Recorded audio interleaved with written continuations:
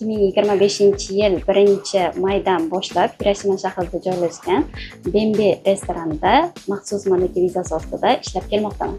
Yaxshilab boshida tilni o'rgandim. Kelayotganimda umuman yapon tilidan bexabar edim. M5 boshida N4 darajasidan topshirishni boshladim.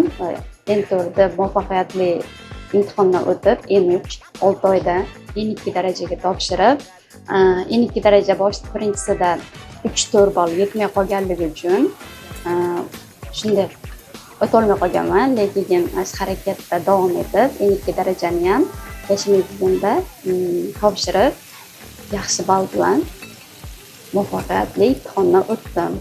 Bembe restoranida haftada 5 kun ishlayman, 2 kun dam.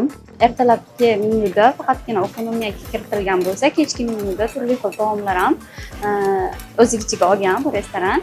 Asosiy menyumizga faqatgina dengiz mahsulotlaridan iborat narsalar kiritilgan, lekin asosiy ovqatimiz ekonomiyaga.